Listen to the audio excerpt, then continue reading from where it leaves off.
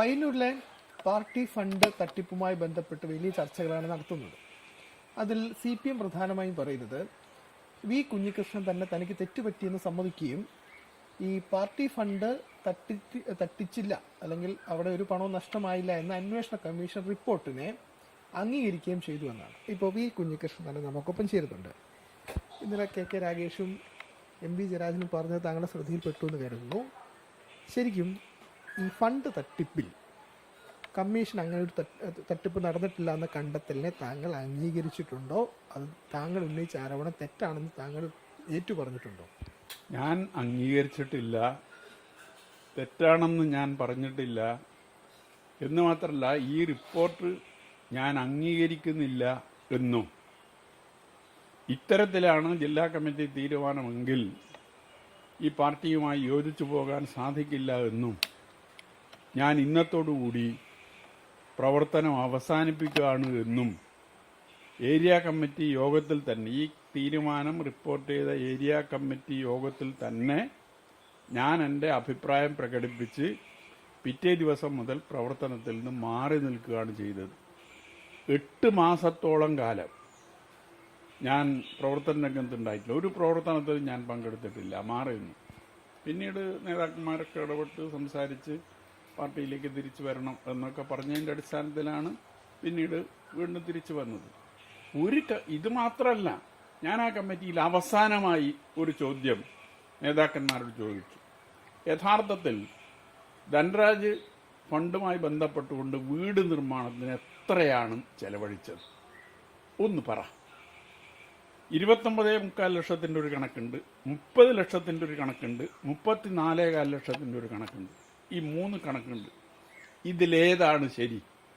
നിങ്ങൾ ഈ കാര്യങ്ങൾ പറയുമ്പോൾ ഇതിലൊരു വ്യക്തത വരുത്ത് എന്നതുൾപ്പെടെ ഞാൻ അവസാനമായി ചോദിച്ചു. കാരണം രക്തസാക്ഷി ഫണ്ട് എന്ന് പറയുന്നത് സഖാക്കളെ സംബന്ധിച്ചിടത്തോളം വികാരപരമായി എടുക്കുന്ന ഒരു വിഷയമാണ്.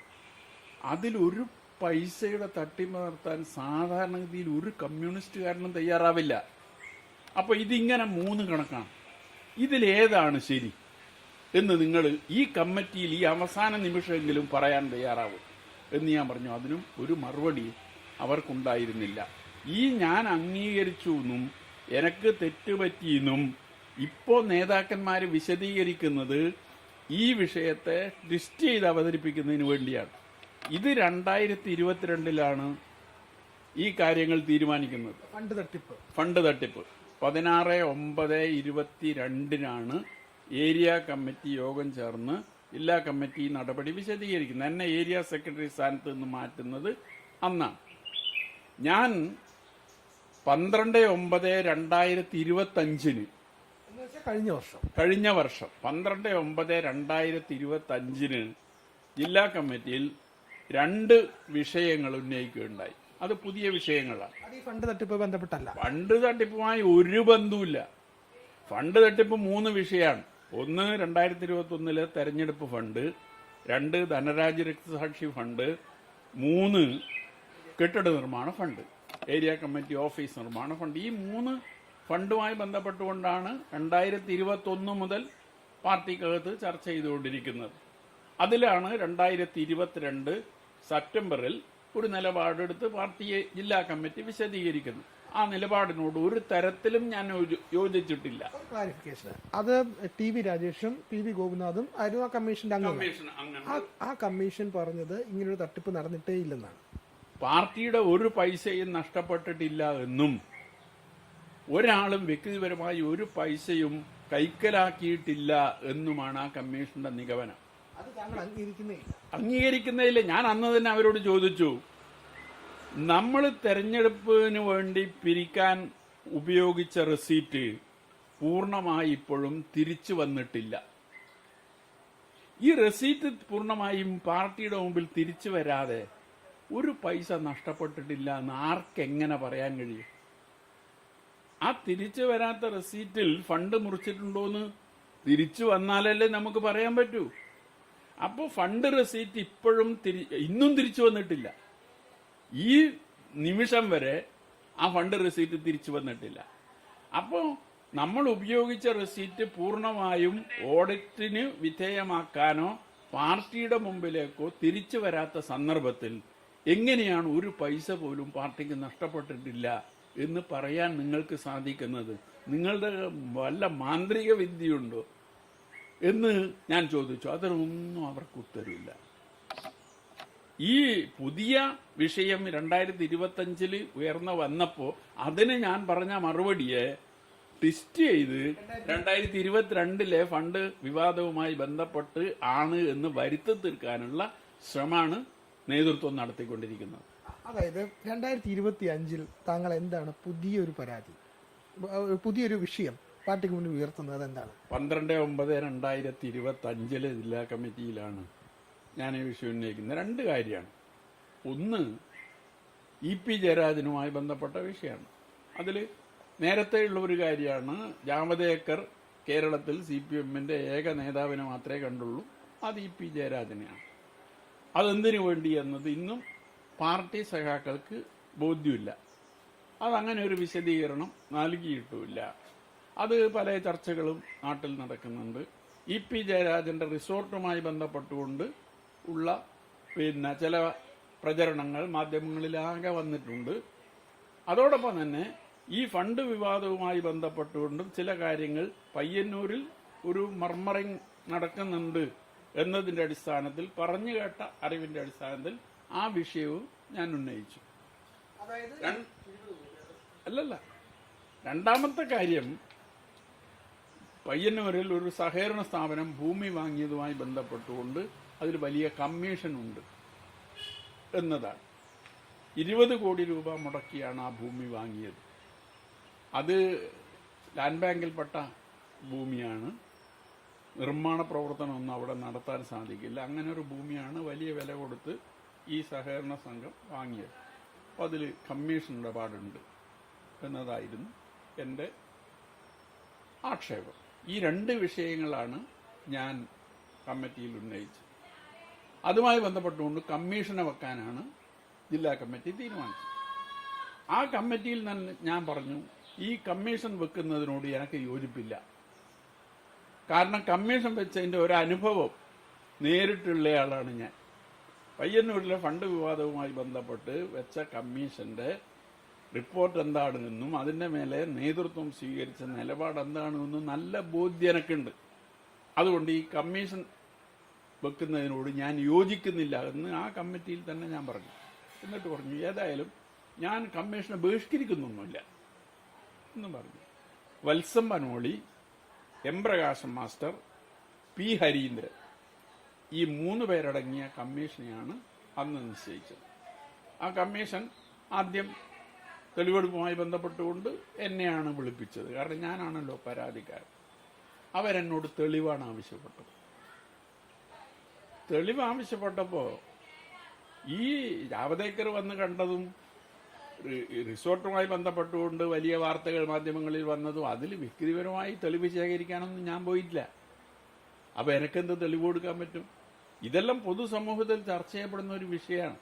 സ്വാഭാവികമായി ഇങ്ങനൊരു വിഷയം പാർട്ടി കമ്മിറ്റിയിൽ ഉന്നയിച്ചാൽ അതിനൊരു വിശദീകരണം പാർട്ടി നൽകുക എന്നതാണ് സാധാരണ ചെയ്യേണ്ടത്. കാരണം പാർട്ടി കമ്മിറ്റികളിൽ എല്ലാ കമ്മിറ്റികളിലും പാർട്ടി സഖാക്കൾ പല കാര്യങ്ങളെ സംബന്ധിച്ചും വിമർശനം ഉന്നയിക്കുന്നുണ്ട്. അതിനൊന്നും അന്വേഷണ കമ്മീഷനെ ഇതേവരെ വെച്ചിട്ടില്ല. അപ്പോൾ ഇത് പുതിയ ഒരു കാര്യമാണ്. അപ്പോൾ എനിക്ക് മറ്റൊരു കാര്യം കൂടി ബോധ്യപ്പെട്ടു. കുറ്റം ചെയ്ത ഒരാളെ രക്ഷിക്കണം എന്നാണ് പാർട്ടിയുടെ നിലപാടെങ്കിൽ അതിനൊരു കമ്മീഷനെ വെച്ചാൽ മതി. വിഷയം ചൂണ്ടിക്കാണിച്ച ആളെ ക്രൂശിക്കണം എന്നതാണ് പാർട്ടിയുടെ ധാരണയെങ്കിൽ അതിനും ഒരു കമ്മീഷനെ വെച്ചാൽ മതി. ഈ രണ്ട് കാര്യം, ഈ രണ്ട് കമ്മീഷനുമായി ബന്ധപ്പെട്ടുകൊണ്ട് എനിക്ക് ബോധ്യപ്പെട്ടിട്ടുണ്ട്. ഭൂമി ഇടപാടിൽ കമ്മീഷൻ കൊടുത്തു, കമ്മീഷൻ വാങ്ങി എന്നതിന് എന്ത് തെളിവാണ് ഞാൻ കൊടുക്കുക? ബാങ്ക് അക്കൗണ്ട് മുഖേനയാണ് ഇത് നടന്നതെങ്കിൽ അതിന്റെ രേഖകൾ നമുക്ക് സംഘടിപ്പിക്കാൻ സാധിക്കും. കമ്മീഷൻ നിയമാനുസൃതം നൽകുന്ന ഒരു കാര്യമല്ല, പക്ഷെ ബ്രോക്കറേജ് അംഗീകരിക്കപ്പെട്ടിട്ടുണ്ട്. അപ്പോൾ അതിന് തെളിവ് നൽകാൻ സാധിക്കില്ലല്ലോ. പക്ഷെ എന്നിട്ട് ഞാനൊരു തെളിവ് നൽകി. ആ തെളിവ് എന്താന്ന് പറഞ്ഞാൽ അത് ഞാൻ ഇതുവരെ പറഞ്ഞിട്ടില്ല, നിങ്ങളോട് ആദ്യമായി പറയാം. ഈ സ്വത്ത് വിൽപ്പന നടത്തുന്ന ആളുകളും അതിന്റെ ബ്രോക്കർമാരും TI മധുസൂദൻ MLA യും കൂടി വിദേശത്ത് ഒരു വിരുന്നിൽ പങ്കെടുക്കുന്ന ഒരു ഫോട്ടോ ആണ് വിദേശത്ത്. ഞാനത് അന്ന് തന്നെ പാർട്ടി ഏരിയ കമ്മിറ്റിയിൽ ഉന്നയിച്ചിരുന്നു. അന്ന് ഈ ഭൂമി ഇടപാടൊന്നും എൻ്റെ മുമ്പിലില്ല. ഈ 25-ലാണ് ഇത് എൻ്റെ മുമ്പിൽ വരുന്നത്. ഈ ഭൂമി വാങ്ങിയതേ ഞാൻ അറിയില്ല. അപ്പോൾ അതിൻ്റെ ഒരു ഫോട്ടോ ഞാൻ പറഞ്ഞു, ഇത് ഭൂമി ഇടപാടുമായി ബന്ധപ്പെട്ടുകൊണ്ട് ഗൂഢാലോചനയുടെ ഭാഗമായിട്ടുള്ളതാണ്. അതിന് കമ്മീഷൻ പറഞ്ഞ മറുപടി എന്താണെന്നറിയോ? ടി.ഐ. മധുസൂദനൻ എൻ്റെ പാസ്പോർട്ട് ഞങ്ങൾ പരിശോധിച്ചു. അയാൾ 2016 ഡിസംബർ അവസാനമാണ് വിദേശത്ത് പോയത്. ഈ ഭൂമി ഇടപാട് എഗ്രിമെന്റ് ആക്കുന്നത് 2017 ഒക്ടോബറിലാണ്. അപ്പൊ ഈ 2016 ഡിസംബർ അവസാനം പോയതും ഈ ഭൂമി ഇടപാട് തമ്മിൽ ഒരു ബന്ധമില്ല എന്നതാണ് കമ്മീഷന്റെ നിഗമനം. ഈ ഭൂമി ഇടപാട് എന്ന് പറയുന്നത് ഒരു ദിവസം കൊണ്ട് നടക്കുന്നതാ. ആ ഭൂമി ഇടപാടിനെ കുറിച്ച് ഞാൻ അന്വേഷിച്ചു. അത് വിറ്റയാളോട് ഞാൻ അന്വേഷിച്ചു. അയാൾ പറഞ്ഞു 4 ലക്ഷത്തിനാണ്, സെന്റിന് 4 ലക്ഷത്തിനാണ് ആ ഭൂമി വിറ്റത്. പക്ഷെ എനിക്ക് 3.25 ലക്ഷം കിട്ടിയിട്ടില്ല. അത് അവർ തമ്മിലുള്ള വിഷയം. അപ്പൊ യഥാർത്ഥത്തിൽ 3.25 ലക്ഷമാണ് ഈ വിറ്റ ഉടമക്ക് കിട്ടിയത്, 4 ലക്ഷത്തിനാണ് കച്ചവടം എന്ന് ആ വിറ്റ ആള് പറഞ്ഞതാണ്, സ്വത്തിന്റെ ഉടമ പറഞ്ഞതാണ്. ആ ഭൂമിയാണ് 18.25 ലക്ഷത്തിന്, സെന്റിന് 18.25 ലക്ഷത്തിന് ഈ സഹകരണ സ്ഥാപനം കൊണ്ടെടുപ്പിക്കുന്നത്. അപ്പൊ ഇത് ഒരു ദിവസം കൊണ്ട് ഈ കച്ചവടം നടക്കുക. ഇത്രയും വില കൊടുത്ത് ഈ സ്ഥാപനം ഭൂമി വാങ്ങണമെങ്കിൽ നിരവധി തവണ ബന്ധപ്പെടേണ്ടി വരും, ഈ സ്ഥാപനത്തെ കൊണ്ട് അംഗീകരിപ്പിക്കേണ്ടി വരും. അപ്പൊ 2016 ഡിസംബർ അവസാനമുള്ള ഈ കൂടിച്ചേരലും എന്ന് പറഞ്ഞാൽ ആ ഫോട്ടോയിലുള്ളവർ മുഴുവൻ ഈ ഇടപാടുമായി ബന്ധപ്പെട്ടവരാണ്. ആ ഫോട്ടോ ഞാൻ ഈ കമ്മീഷന് കൊടുത്തതാണ്. ആ ഫോട്ടോ എൻ്റെ കയ്യിൽ ഇപ്പോഴും ഉണ്ട്. ഒരു കോപ്പി അല്ല, ഒരു കോപ്പി അവർക്ക് കൊടുത്തു, അത് അവരുടെ കയ്യിൽ ഇപ്പോഴും ഉണ്ട്. ഒരു കോപ്പി എൻ്റെ കയ്യിലുണ്ട്. അപ്പോൾ അതുമായി ഒരു ബന്ധമില്ല എന്നുള്ളതാണ് കമ്മീഷന്റെ നിഗമനം. എന്ത് തെളിവാ കൊടുക്കുക? അവസാനം കമ്മീഷൻ റിപ്പോർട്ട് ജില്ലാ കമ്മിറ്റി ഒരു ക്ലാരിഫിക്കേഷൻ, ആ ഫോട്ടോയിൽ ആരൊക്കെയുള്ളത്? ടി.ഐ. മധുസൂദനൊപ്പം ഈ ഭൂമിയുടെ ഉടമകൾ, പുതിയ ഉടമകൾ, അതിന്റെ ബ്രോക്കർമാർ, ഇവരെല്ലാം അടങ്ങുന്നതാണ് ആ ഫോട്ടോ. അപ്പോൾ ഈ ഭൂമിയുടെ ആദ്യം ഉണ്ടായിരുന്ന ഉടമയ്ക്ക് കിട്ടിയതാണ് ഈ 3.25 ലക്ഷം. 3.25 ലക്ഷം, 4 ലക്ഷത്തിന് കച്ചവടം എന്ന് അയാൾ പറഞ്ഞത്. അത് വേറെ ഒരാൾ വാങ്ങുന്നു. ആ വാങ്ങിയ ആളാണ് ഇതിലുള്ളത്. അയാളുടെ കയ്യിൽ നിന്നും ഈ സഹകരണ സ്ഥാപനം വാങ്ങുന്നു. അതെ. അപ്പോൾ അതാണ് ഈ 3.25 എടുക്കണ്ട, 4 എടുത്തോ. 4 ലക്ഷത്തിന് പിന്നെ വിറ്റ ഭൂമി 18.25 ലക്ഷത്തിനാണ്. ഈ 4 ലക്ഷത്തിന് ഭൂമി വിറ്റ് കഴിഞ്ഞിട്ട് എത്ര കാലത്തിന് ശേഷമാണ് ഈ 18 ലക്ഷത്തിന് സഹകരണ സ്ഥാപനം എടുക്കുന്നത്? 6-7 കൊല്ലം. ഡിഫറൻസ്, ഈ വില വ്യത്യാസം ഇത്രയും വ്യത്യാസമൊന്നും വരില്ല. അത് കാരണം ഭൂമിയുടെ ഗുണമുണ്ടല്ലോ. ഇത് ചതുപ്പ് നിലമാണ്, തണ്ണീർത്തടാണ്, ഒരു നിർമ്മാണ പ്രവർത്തനം നടക്കാത്ത ഭൂമിയാണ്. അത്തരം ഭൂമിക്ക് സാധാരണഗതിയിൽ വില കൂടില്ല. അവിടെ 10-15 ഏക്കർ ഭൂമി ബസ് സ്റ്റാൻഡിന് വേണ്ടി സൗജന്യമായി കൊടുത്ത ബസ് സ്റ്റാൻഡിനടുത്താ ഇത്. ഈ സ്റ്റേഡിയത്തിന് തൊട്ടിപ്പുറത്താണ് ഈ സ്ഥലം എന്ന് പറയുന്നത്. അപ്പൊ അവിടെ ഏക്കർ കണക്കിന് ഭൂമി സൗജന്യമായി കൊടുത്ത സ്ഥലമാണത്. അവിടെയാണ് ഈ വില. അപ്പൊ അതിലാണ് ഇതിന്റെ റിപ്പോർട്ട് കമ്മിറ്റിയിൽ വന്നപ്പോ അതില് നേതൃത്വം സംസാരിച്ചു, നടപടി എടുക്കേണ്ടി വരും, അതുകൊണ്ട് അത് തെറ്റേറ്റ് പറയണം എന്ന് പറഞ്ഞു. ഞാൻ പറഞ്ഞു തെറ്റേറ്റ് പറയാനൊന്നും ഞാനില്ല. കാരണം എൻ്റെ മുമ്പിൽ വരുന്ന വിഷയം പാർട്ടി കമ്മിറ്റിയിൽ ഉന്നയിക്കുക എന്നുള്ളത് ഞാൻ പഠിച്ചു വന്ന ഒരു കാര്യമാണ് എന്ന് പറഞ്ഞ് അങ്ങനെയാണ് ജില്ലാ കമ്മിറ്റിയിൽ എന്നോട് തെളിവ് ആവശ്യപ്പെട്ടു. ഇതുമായി ബന്ധപ്പെട്ടുകൊണ്ട് ചില തെളിവുകൾ ഞാൻ കൊടുത്തുവെങ്കിൽ അതൊന്നും കമ്മീഷൻ അംഗീകരിച്ചിട്ടില്ല. മറ്റു തെളിവൊന്നും എൻ്റെ മുമ്പിലില്ല. ആ തെളിവ് കൊടുക്കാൻ സാധിക്കാത്ത സാഹചര്യത്തിൽ കമ്മീഷന്റെ നിഗമനങ്ങളോട് ഞാൻ വിയോജിക്കുന്നില്ല. ആ ഒരു വാചകമാണ് ഞാൻ പറഞ്ഞത്. ഇതേ വാചകം അത് ബിൻസ് ചെയ്തിട്ടുണ്ടാകും. കാരണം അത് 2-3 ആവർത്തി ഞാൻ ജില്ലാ കമ്മിറ്റിയിൽ പറഞ്ഞതാണ്. അത് അതേ രീതിയിൽ മിൻസ് ചെയ്തിട്ടുണ്ടാകും. അപ്പോൾ എനിക്ക് തെളിവ് കൊടുക്കാൻ സാധിക്കാത്ത സാഹചര്യം, അത് ഈ 2 വിഷയവുമായി ബന്ധപ്പെട്ടുകൊണ്ട് കൊടുക്കാൻ സാധിക്കാത്ത സാഹചര്യത്തിൽ കമ്മീഷന്റെ നിഗമനങ്ങളോട് ഞാൻ വിയോജിക്കുന്നില്ല എന്ന ഒരു വാചകമാണ് ഞാൻ ആ ജില്ലാ കമ്മിറ്റിയിൽ പറഞ്ഞത്. പിന്നീടൊക്കെ അതിന്റെ പേരിലാണോ ശാസന വരുന്നത്? അതിന്റെ പേരിലാണ് ശാസനം. എന്ന് പറഞ്ഞാൽ നേതാക്കന്മാരെ തേജോവധം ചെയ്യാൻ ബോധപൂർവം ഞാനിത് കമ്മിറ്റിയിലാണ് ഉന്നയിക്കുന്നത്, ഒരു ഘടകത്തിലാണ് ഉന്നയിക്കുന്നത്, ഞാൻ അംഗമായ ഒരു ഘടകത്തിലാണ് ഉന്നയിക്കുന്നത്. ഞാൻ പുറത്ത് എവിടെയും പറഞ്ഞിട്ടില്ല നേതാക്കന്മാരെ തേജോവധം ചെയ്യാൻ. പൊതുസമൂഹത്തിന്റെ മുമ്പിൽ ഞാൻ ഈ കാര്യം പറഞ്ഞിട്ടേ ഇല്ല. ഇത് പാർട്ടിക്കകത്ത് വിമർശനം ഉന്നയിക്കുന്നതിന് തടയാനുള്ള ഒരു ശ്രമത്തിന്റെ ഭാഗം കൂടിയാണ് എന്നതാണ് എൻ്റെ അഭിപ്രായം. ശാസനയോട് താങ്കൾ എന്താ പ്രതികരിച്ച? വേറൊന്നും പ്രതികരിച്ചില്ല. അതിനുശേഷം ഈ 12/9/2025 ശേഷം ഞാൻ ആ ജില്ലാ കമ്മിറ്റി യോഗത്തിൽ പങ്കെടുത്തിട്ടില്ല ഇന്നേ വരെ. അത് പ്രതിഷേധമാണ്. 12/9/2025 കഴിഞ്ഞ് 4 മാസം. അപ്പോൾ അതിനുശേഷം ഞാൻ ആ ജില്ലാ കമ്മിറ്റി യോഗത്തിൽ പങ്കെടുത്തിട്ടില്ല. 10-15 ജില്ലാ കമ്മിറ്റി യോഗം അതിനിടയിൽ ചേർന്നു. ഞാൻ ആ ജില്ലാ കമ്മിറ്റി യോഗത്തിൽ പങ്കെടുത്തിട്ടില്ല. ഒരു നേതാവ് എന്തേ യോഗത്തിൽ പങ്കെടുക്കാത്തത് എന്ന് എന്നോട് ചോദിച്ചിട്ടില്ല. പാർട്ടി ഭരണഘടന അനുസരിച്ച് 3 യോഗങ്ങളിൽ തുടർച്ചയായി പങ്കെടുക്കാതിരുന്നാൽ വിശദീകരണം ആവശ്യപ്പെട്ട് നടപടി സ്വീകരിക്കണം എന്നതാണ്. ഈ 10-15 യോഗങ്ങളിൽ തുടർച്ചയായി പങ്കെടുക്കാതിരുന്നിട്ടും ഒരാളും അത് സംബന്ധിച്ച് അന്വേഷിക്കുകയോ നോട്ടീസ് നൽകുകയോ ഒന്നും ഇതുവരെ ഉണ്ടായിട്ടില്ല എന്നതാണ് വസ്തുത.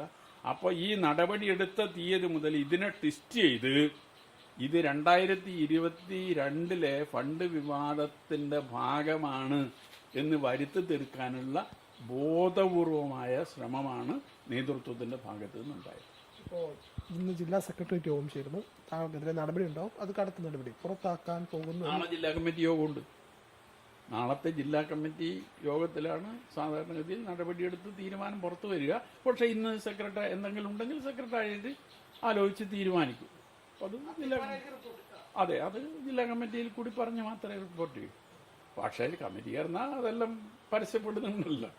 അതുകൊണ്ട് സെക്രട്ടേറിയറ്റ് ചേർന്നാൽ പരസ്യപ്പെടുമെന്ന് നമുക്ക് പറയാൻ സാധിക്കില്ല. ആ തീരുമാനത്തെ എങ്ങനെ കാണും? അല്ല, അതിലും വേറൊന്നുമില്ല. ആ തീരുമാനം എടുക്കാനുള്ള അവകാശം അവർക്കുണ്ട്. ആ തീരുമാനം അവരെടുക്കും, അത്രേ ഉള്ളൂ. 50 വർഷം പ്രവർത്തിച്ചൊരു പാർട്ടി, 50 വർഷം പാർട്ടി മെമ്പറായി പ്രവർത്തിച്ച പാർട്ടിയാണ്. 50 വർഷത്തെ പ്രവർത്തനമല്ല, പാർട്ടി മെമ്പർഷിപ്പിൽ വന്ന് 50 വർഷം. 1976 മാർച്ചിലാണ് അടിയന്തരാവസ്ഥ കാലത്ത് ഞാൻ പാർട്ടി മെമ്പർഷിപ്പിലേക്ക് വരുന്നത്. അന്ന് ഇന്നത്തെ പാർട്ടിയല്ല, അന്ന് കേഡർ പാർട്ടിയാണ്. 1978 സാൽക്കിയയിൽ പ്ലീനം ചേർന്നുകൊണ്ടാണ് ഈ പാർട്ടി കേഡർ പാർട്ടി എന്ന സ്വഭാവത്തിൽ നിന്ന് മാറ്റം വരുത്തി ഒരു ബഹുജന പാർട്ടിയായി മാറ്റാൻ തീരുമാനിച്ചത്. അപ്പം അതിനു മുമ്പ് 78 മുമ്പ് പാർട്ടി മെമ്പർഷിപ്പ് കിട്ടണമെങ്കിൽ വളരെ വളരെ ഗൗരവമായ പരിശോധനയ്ക്ക് വിധേയമാക്കി സ്ക്രീനിങ് നടത്തി അങ്ങനെ മാത്രമേ പാർട്ടി മെമ്പർഷിപ്പ് നൽകാറുണ്ടായിരുന്നുള്ളൂ. ആ കാലത്ത് പാർട്ടി മെമ്പർഷിപ്പിൽ വന്നയാളാണ്. 76 മുതൽ 2026 വരെ 50 വർഷം കൃത്യം പാർട്ടി മെമ്പർഷിപ്പിൽ വന്നിട്ട്. 50 വർഷം പ്രവർത്തിച്ച പാർട്ടിയിൽ നിന്ന് പുറത്തേക്ക് പോകുമ്പോൾ സങ്കടം തോന്നില്ലേ? സങ്കടമുണ്ട്. ഞാനതെൻ്റെ പുസ്തകത്തിൽ പറഞ്ഞിട്ടുണ്ട്. വളരെ സങ്കടത്തോടു കൂടിയാണ്. പക്ഷേ ഇതല്ലാതെ വേറെ മാർഗമില്ല. പാർട്ടിക്കുള്ളിൽ പോരാട്ടം നടത്തി ഈ പാർട്ടിയെ നിലനിൽക്കണം, ഈ പാർട്ടി സംരക്ഷിക്കപ്പെടണം എന്ന ആഗ്രഹത്തിൻ്റെ മേലെയാണ്. നേതൃത്വം തെറ്റിലേക്ക് പോകുമ്പോൾ അണികൾ തിരുത്തണമെന്ന് പാർട്ടി തന്നെ നിരന്തരമായി പറഞ്ഞുകൊണ്ടിരിക്കുന്ന ഒരു കാര്യമാണ്. 3 തെറ്റുതിരുത്തൽ രേഖ പാർട്ടി അംഗീകരിച്ച് കീഴെ വിശദീകരിച്ചു. അത് 3ലും പറഞ്ഞത് നേതൃത്വത്തിൻ്റെ ഭാഗത്തു നിന്ന് തെറ്റുണ്ടാകുമ്പോൾ അത് ചൂണ്ടിക്കാണിക്കാനുള്ള ബാധ്യത പാർട്ടി അണികൾക്കുണ്ട്. അങ്ങനെ മാത്രമേ തിരുത്താൻ സാധിക്കൂന്നാണ്. അതുകൊണ്ട് ഞാൻ എൻ്റെ പുസ്തകത്തിന് കൊടുത്ത പേരും നേതൃത്വത്തെ അണികൾ തിരുത്തണം എന്നതാണ്. താങ്കൾക്ക് പറയാൻ പറ്റുന്നതാണെന്ന് അറിയില്ലെങ്കിലും ഇപ്പോൾ പാർട്ടിയിൽ ഒരുപാട് നേതാക്കളുണ്ട്. നേതാക്കൾക്ക് ഇതൊക്കെ അറിയാം. ആരെങ്കിലും താങ്കൾ പറയുന്നത് ശരിയാണ്, പക്ഷെ ഇതാണ് അവസ്ഥ എന്ന് പറഞ്ഞിട്ടുണ്ടോ? സ്വകാര്യ സംഭാഷണത്തിൽ പലരും പറഞ്ഞിട്ടുണ്ട്. പക്ഷേ ഒരു പരസ്യ പ്രതികരണം അതുമായി ബന്ധപ്പെട്ടുകൊണ്ട് ഒരാൾക്കും നടത്താൻ കഴിയില്ല. കാരണം ഈ പാർട്ടിയുടെ സെറ്റപ്പ് അങ്ങനെയാണ്. പാർട്ടി പറയുന്നത് പൊതുജനമധ്യത്തിൽ അല്ലെങ്കിൽ പാർട്ടിക്കകത്ത് ഈ പാർട്ടിയിൽ നിൽക്കുന്നവർക്ക് പറയാൻ സാധിക്കും. അത് ഈ പാർട്ടിയുടെ ഒരു പ്രത്യേകത. ഒരുപടി ആളുകൾ ഈ വിഷയവുമായി ബന്ധപ്പെട്ടുകൊണ്ട് ഞാൻ പറയുന്നത് ശരിയാണ് എന്ന് എന്നോട് പറഞ്ഞിട്ടുണ്ട്. നേതാക്കളോട് നിസ്സഹായരാണോ എന്ന് ചോദിച്ചാൽ അതിനുത്തരം എനിക്ക് പറയാൻ സാധിക്കില്ല. പക്ഷെ ഈ പാർട്ടിയുടെ ചട്ടക്കൂട് അങ്ങനെയാണ്. കാരണം ഞാനും ഈ പാർട്ടിക്കകത്ത് നിൽക്കുമ്പോൾ പാർട്ടി പറയുന്ന കാര്യങ്ങൾ എനിക്ക് ബോധ്യമില്ലെങ്കിലും കീഴെ വിശദീകരിക്കാൻ നിർബന്ധിക്കപ്പെട്ടിട്ടുണ്ട്. CKP-ക്കെതിരെ എടുത്ത അച്ചടക്ക നടപടി ഉൾപ്പെടെ എനിക്ക് ബോധ്യമുള്ളൊരു കാര്യമല്ല. പക്ഷേ ഞാനത് കീഴെ വിശദീകരിച്ചിട്ടുണ്ട്. പാർട്ടി പറയുന്നത് പാർട്ടി ഇങ്ങനെയാണ് പറയുന്നത് എന്ന് കീഴെ വിശദീകരിക്കാതിരിക്കാൻ കഴിയില്ല പാർട്ടിയിൽ നിൽക്കുന്നിടത്തോളം കാലം. താങ്കൾക്ക് CKP പറഞ്ഞതാണ് ശരിയെന്ന അഭിപ്രായം അന്നും ഉണ്ട് ഇന്നും ഉണ്ട്. പക്ഷെ അതെന്റെ മനസ്സിനുള്ളിൽ മാത്രം. CKP-ക്കെതിരായ നടപടി ശരിയല്ലായിരുന്നു എന്നതാണ്. അതെ, CKP-യെ കൊടുക്കുകയായിരുന്നു. CKP കണ്ണൂർ വിഷൻ ചാനലിനൊരു അഭിമുഖം നൽകിയല്ലോ, അതിൽ അയാൾ തന്നെ കാര്യങ്ങൾ പറഞ്ഞിട്ടുണ്ട്. അത് കൊടുക്കുകയായിരുന്നു. ഇപ്പോൾ വേറൊരു പ്രചരണം നടക്കുന്നത് താങ്കൾ പാർട്ടി വിടുന്നു, കോൺഗ്രസിലേക്കൊക്കെ ചേരുന്നു, സ്ഥാനാർത്ഥിയാവുന്നു എന്നുള്ളതാണ്. അത് ഇന്ന് രാവിലെ ഒരു വാട്സപ്പ് സന്ദേശം കാണാനിടയായി. കോൺഗ്രസ് എന്നെ സ്ഥാനാർത്ഥിയാക്കാൻ കിണഞ്ഞ് പരിശ്രമിക്കുന്നതാണ് ആ വാട്സപ്പ് മെസ്സേജ്. ഞാൻ മാധ്യമങ്ങളോട് തന്നെ പറഞ്ഞിട്ടുണ്ട്, ഞാൻ ഒരു പാർട്ടിയിലേക്കും പോകാൻ ഉദ്ദേശിക്കുന്നില്ല. ഞാനൊരു കമ്മ്യൂണിസ്റ്റുകാരൻ എന്ന രീതിയിൽ തുടരും എന്ന് പറഞ്ഞിട്ടുണ്ട്. അതിന് പാർട്ടി മെമ്പർഷിപ്പ് ഒന്നും വേണമെന്നില്ല. മറ്റൊരു രാഷ്ട്രീയത്തിലേക്കും ഞാൻ പോകാൻ ഉദ്ദേശിക്കുന്നില്ല. ഇത് എന്നെ സമീപിക്കാൻ ശ്രമിക്കുന്ന മറ്റു പാർട്ടിക്കാരാരെങ്കിലും ഉണ്ട് എങ്കിൽ അവർക്കുള്ളൊരു സന്ദേശം കൂടിയാണ്. ഒരാളും വരണ്ട എന്നുള്ളത് തന്നെയാണ് അതിൻ്റെ മലയാളം. ഞാൻ ഒരു പാർട്ടിയിലേക്കും പോകാൻ ഉദ്ദേശിക്കുന്നില്ല. ഈ കമ്മ്യൂണിസ്റ്റ് ആശയത്തിൽ ഉറച്ചു നിന്നുകൊണ്ട് എൻ്റെ ജീവിത അവസാനം വരെ മുന്നോട്ട് പോകണം എന്ന ഉറച്ച നിലപാടിൽ തന്നെയാണ് ഞാൻ നിൽക്കുന്നത്. ഈ പാർട്ടി നിലനിൽക്കണം, വളരണം എന്ന ആഗ്രഹം കൊണ്ടാണ് പാർട്ടിക്കകത്ത് പോരാട്ടം നടത്തി നടക്കാത്ത സാഹചര്യത്തിൽ ഈ പാർട്ടിയെ തിരുത്തിക്കാൻ അണികളോട് അഭ്യർത്ഥിക്കുന്നത്. അതല്ലാതെ വേറൊന്നും ഇതിലില്ല. ഇപ്പൊ ബംഗാളിൽ പാർട്ടി തകർന്നില്ലേ, വലിയ തകർച്ച. ഇതിനു മുമ്പത്തെ തെരഞ്ഞെടുപ്പിൽ 6% വോട്ടാണ് അവിടെ മുന്നണിക്ക് തന്നെ കിട്ടിയത്. അത്രയും ദയനീയമായ തകർച്ചയാണ് അവിടെ ഉണ്ടായത്. അത് കേരളത്തിൽ ഉണ്ടാകാൻ പാടില്ല എന്നാണ് ആഗ്രഹിക്കുന്നത്. കേരളത്തിൽ ഇപ്പോഴത്തെ അവസ്ഥ, ഈ ഒരു അസംതൃപ്ത വിഭാഗം കേരളത്തിൽ മിക്കവാറും എല്ലാ പ്രദേശങ്ങളിലും നിലനിൽക്കുന്നുണ്ട്. അത് വളർന്നു വന്നുകൊണ്ടിരിക്കുകയാണ്. അതൊരു പൊട്ടിത്തെറിയുടെ വക്കിൽ എപ്പോൾ എത്തും എന്ന് പറയാൻ സാധിക്കില്ല. അതൊരു പൊട്ടിത്തെറിയുടെ ഘട്ടത്തിലെത്തിയതാണ് ബംഗാളിലെ തകർച്ചയ്ക്ക് കാരണം. കേരളത്തിലും അതൊരു പൊട്ടിത്തെറിയുടെ ഘട്ടത്തിലെത്തിയാൽ കേരളത്തിലെ പാർട്ടിയും തകരും. ഈ കേരളം നേടിയ നേട്ടങ്ങൾക്കെല്ലാം അടിസ്ഥാനമായി പ്രവർത്തിച്ചത് കമ്മ്യൂണിസ്റ്റ് പാർട്ടിയാണ്. ഇനിയും മുന്നോട്ട് നയിക്കാൻ കമ്മ്യൂണിസ്റ്റ് പാർട്ടിക്ക് സാധിക്കൂ ഈ കേരളത്തെ. അപ്പോൾ ആ കേരളം തെറ്റ് തിരുത്തിയാൽ നിലനിന്ന് പോകാൻ സാധിക്കും, വളരാൻ സാധിക്കും. അതുകൊണ്ട് ഈ അസംതൃപ്ത വിഭാഗം വളരെ കൂടുതലായി വന്നുകൊണ്ടിരിക്കുകയാണ്. അത് എണ്ണം കൂടിക്കൂടി വരികയാണ്.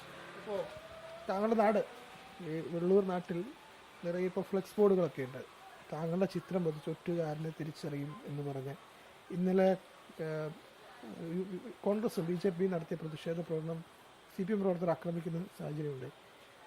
ഇതൊക്കെ ഒരു സൂചനയാണെന്നൊക്കെയാണ് നേതാക്കൾ പറയുന്നത്. ഈ പഴയതുപോലെ അക്രമ സംഭവങ്ങൾ കൊണ്ടൊന്നും പാർട്ടി വളർത്താൻ സാധിക്കുന്ന സാഹചര്യമല്ല ഇപ്പോൾ ഉള്ളത്. അതുകൊണ്ട് പാർട്ടി നേതൃത്വം തന്നെ അക്രമ സംഭവങ്ങളിൽ നിന്ന് പിന്തിരിയണം എന്ന് പറഞ്ഞുകൊണ്ടിരിക്കുന്നുണ്ട്. ഇപ്പോൾ തദ്ദേശ തെരഞ്ഞെടുപ്പിൽ കാരയിൽ ബ്രാഞ്ച് സെക്രട്ടറി ആയിരുന്ന വൈശാഖ് മത്സരിച്ച് ജയിച്ചല്ല, പാർട്ടി അവിടെ 3-ാം സ്ഥാനത്തേക്ക് പോയി, മുന്നണി 3-ാം സ്ഥാനത്തേക്ക് പോയി. അപ്പം അവിടെ അതിനുശേഷം നേതൃത്വം പറഞ്ഞത് വൈശാഖിന് ഒരു പോറലും ഏൽക്കാൻ പാടില്ല എന്ന് നേതൃത്വം ഈഴ പാർട്ടിയോട് പറയുന്ന അവസ്ഥയുണ്ടായിട്ടുണ്ട്. അതുകൊണ്ട് പഴയകാലം പുതിയ കാലവും തമ്മിൽ വലിയ മാറ്റമുണ്ട്. അക്രമങ്ങൾ കൊണ്ടൊന്നും, പഴയ കാലം എന്ന് പറഞ്ഞാൽ പാർട്ടിക്കെതിരെ വലിയ രീതിയിലുള്ള കടന്നാക്രമണങ്ങൾ, ആ കടന്നാക്രമണങ്ങൾ വരുമ്പോൾ അതിനെ പ്രതിരോധിക്കാതെ പാർട്ടിക്ക് മുന്നോട്ട് പോകാൻ സാധിക്കില്ല. പക്ഷെ പുതിയ കാലത്ത് അങ്ങനെയല്ല. അപ്പം അതുകൊണ്ട് എന്ത് സംഭവിക്കുന്നൊന്നും നമുക്ക് പറയാൻ കഴിയില്ല. അത് വരുന്നിടത്ത് വെച്ച് കാണുക എന്നുള്ളത് മാത്രമേ ഉള്ളൂ. അതുകൊണ്ട് ഇവിടെ വ്യാപകമായി പോസ്റ്റർ വന്നു എന്നൊന്നും പറയാൻ സാധിക്കില്ല. മിനിഞ്ഞാന്ന് കാറമേലൊരു പോസ്റ്റർ വന്നിരുന്നു, ഇന്ന് വെള്ളൂർ ബാങ്കിന്റെ സമീപത്തൊരു പോസ്റ്റർ വന്നിരുന്നു. അതല്ലാതെ വ്യാപകമായി പോസ്റ്റർ വെള്ളൂർ വന്നിട്ടൊന്നുമില്ല. ഒരാൾ വിചാരിച്ച ഒരു പോസ്റ്റർ പതിക്കാൻ സാധിക്കുന്നതല്ലേ ഉള്ളൂ. പയ്യന്നൂർ പാർട്ടിയിൽ താങ്കൾ പറയുന്നത് ശരിയെന്ന് പറഞ്ഞുകൊണ്ട് താങ്കൾക്കൊപ്പം ആളുകളുണ്ടോ, അണികളുണ്ടോ? ഞാൻ പറയുന്നതാണ് ശരി എന്ന് വിശ്വസിക്കുന്ന നിരവധി ആളുകൾ പാർട്ടി നേതൃത്വത്തിലും താഴെയുമുണ്ട്. പക്ഷെ നേതൃത്വത്തിലുള്ളവർക്ക് അത് പരസ്യമായി പറയാനിപ്പോൾ കഴിയില്ല. കാരണം പാർട്ടി പറയുന്നത് അവർക്ക് കീഴെ പറയാൻ സാധിക്കും, ഈ പാർട്ടി ചട്ടക്കൂട് അനുസരിച്ച്. അപ്പോൾ അതുമായി ബന്ധപ്പെട്ട അണികൾക്കിടയിലും വലിയ 2022 തന്നെ ഈ നടപടി റിപ്പോർട്ട് ചെയ്യാൻ ഈ പയ്യന്നൂർ ഏരിയയിലെ മുഴുവൻ ലോക്കൽ കമ്മിറ്റികളും നടത്തിയത്, ലോക്കൽ ജനറൽ ബോഡികൾ നടത്തിയത് ജില്ലാ സെക്രട്ടേറിയറ്റ് മെമ്പർമാരാണ്. അവർക്ക് അന്ന് ബോധ്യപ്പെട്ടിട്ടുണ്ട് പയ്യന്നൂരിലെ പാർട്ടി അണികളുടെ വികാരം എന്താണ് എന്നത്. അന്ന് ജില്ലാ സെക്രട്ടേറിയറ്റ് മെമ്പർമാർക്ക് ബോധ്യപ്പെട്ട ഒരു കാര്യമാണ്. അതുകൊണ്ട് ഈ ജില്ലാ സെക്രട്ടേറിയറ്റ് മെമ്പർമാർ നേരിട്ട് വന്നാണ് റിപ്പോർട്ട് ചെയ്തത്, ഏരിയ കമ്മിറ്റിക്കാരൊന്നുമല്ല. അതായത് ടി മധുസൂദനെ ജില്ലാ സെക്രട്ടറിയായിരുന്നും ജില്ലാ കമ്മിറ്റിയിലേക്ക് താഴ്ത്തി അടക്കമുള്ള കാര്യങ്ങൾ റിപ്പോർട്ട് ചെയ്യാൻ വന്നത് ലോക്കൽ കമ്മിറ്റി യോഗം രാവിലെ ചേർന്നു. വൈകുന്നേരം ലോക്കൽ ജനറൽ ബോഡി മുഴുവൻ പാർട്ടി മെമ്പർമാരെയും വിളിച്ച് ജനറൽ ബോഡി നടത്തി. ഇതിലെല്ലാം കാര്യങ്ങൾ റിപ്പോർട്ട് ചെയ്യുന്നത് ജില്ലാ സെക്രട്ടേറിയറ്റ് മെമ്പർമാരാണ്. അപ്പോൾ ഈ പയ്യന്നൂരിന്റെ വികാരം എന്താണെന്ന് അവർക്ക് എല്ലാവർക്കും ബോധ്യം ഉണ്ടായതാണ് അന്ന്. ഫണ്ട്, ആദ്യത്തെ വിഷയത്തിലേക്ക് വന്നാൽ ഫണ്ടുമായി ബന്ധപ്പെട്ട് കമ്മീഷൻ റിപ്പോർട്ട് വരുന്നു. അതിൽ കൃത്യസമയത്ത് ഇത് കാണിച്ചില്ല എന്നത് പറഞ്ഞുകൊണ്ടാണല്ലോ ടി എ മധുസൂദൻ അടക്കമുള്ളവരെ ജില്ലാ കമ്മിറ്റിയിലേക്ക് തിരഞ്ഞെടുത്തത്. താങ്കൾ ഇന്ന് ഏരിയ സെക്രട്ടറി സ്ഥാനത്ത് നിന്ന് മാറ്റി, എന്തുകൊണ്ടാണെന്നാണ് പാർട്ടി ഏരിയ സെക്രട്ടറി സ്ഥാനത്ത് നിന്ന് മാറ്റാൻ ഞാൻ ഒരു കാരണവും കാണുന്നില്ല. പക്ഷെ പാർട്ടി പറഞ്ഞ കാരണം പയ്യന്നൂരിൽ കൂടുതൽ ഐക്യം ഉണ്ടാക്കാൻ എന്നതാണ്. കൂടുതൽ ഐക്യം ഉണ്ടാക്കാൻ എന്ന് പറയുമ്പോൾ ഐക്യമില്ലാതിരിക്കണമല്ലോ. ഐക്യമില്ല എന്ന കാര്യം അതിനു മുമ്പ് ഒരിക്കൽ പോലും പാർട്ടി ഘടകത്തിൽ ചർച്ച ചെയ്യപ്പെട്ടിട്ടില്ല. അങ്ങനെ ഒരു വിഷയമുണ്ടെങ്കിൽ പാർട്ടി കമ്മിറ്റിയിൽ ചർച്ച ചെയ്ത് ഐക്യമില്ലായ്മയ്ക്ക് എന്താ കാരണം, എങ്ങനെ അത് പരിഹരിക്കാൻ സാധിക്കും എന്ന് പരിശോധിച്ച് മാറ്റം വരുത്തുക എന്നുള്ളതാണ്. ഇത് ഏകപക്ഷീയമായി എന്നെ സെക്രട്ടറി സ്ഥാനത്ത് നിന്ന് മാറ്റാൻ തീരുമാനിച്ച്, ഞാൻ പുസ്തകത്തിൽ പറയുന്ന ഒരു വാചകമുണ്ട്, ഈ ഫണ്ട് വിവാദവുമായി ബന്ധപ്പെട്ടുകൊണ്ട് നടപടിക്ക് വിധേയമാക്കപ്പെടുന്ന ആളുകൾ എന്നെ കൊണ്ടേ പോകൂ എന്ന വാശിയിലായിരുന്നു, അതിന് നേതൃത്വം വഴങ്ങുകയായിരുന്നു എന്ന് ഞാൻ എൻ്റെ പുസ്തകത്തിൽ പറഞ്ഞിട്ടുണ്ട്. എന്തുകൊണ്ടാണ് നേതൃത്വത്തിന് വഴങ്ങേണ്ടി വരുന്നത്? അതെനിക്കിപ്പോഴും മനസ്സിലാവുന്നില്ല. രക്തസാക്ഷി ഫണ്ടിൽ പോലും വെട്ടിപ്പ് നടത്തിയ ആളുകളെ സംരക്ഷിക്കാൻ ഈ പാർട്ടി നേതൃത്വം എന്തുകൊണ്ട് സന്നദ്ധമാകുന്നു എന്ന് ഇന്നേ വരെ എനിക്കും മനസ്സിലായിട്ടില്ല. ഉള്ളിൽ എന്തോ ഉണ്ടാകും, എന്താണെന്നറിയില്ല, എനിക്കറിയില്ല. ഏതായാലും ഉയർന്ന പാർട്ടി നേതൃത്വം വി കുഞ്ഞികൃഷ്ണൻ ഉന്നയിച്ച ആരോപണങ്ങളിൽ നൽകിയ വിശദീകരണങ്ങളോട് അദ്ദേഹം മറുപടി പറയുകയാണ് ചെയ്തത്. അതിൽ ക്ലാരിഫിക്കേഷനാണ് വരുത്തിയത്. താൻ അംഗീകരിച്ചു, അല്ലെങ്കിൽ തനിക്ക് അതിനോട് വിയോജിപ്പില്ല, ഈ അന്വേഷണ കമ്മീഷൻ റിപ്പോർട്ടോട് വിയോജിപ്പില്ല എന്ന് പറഞ്ഞത് മറ്റൊരു വിഷയത്തിലാണ്, ഫണ്ട് തട്ടിപ്പിലല്ല. അതാണ് അദ്ദേഹം വ്യക്തമാക്കുന്നത്.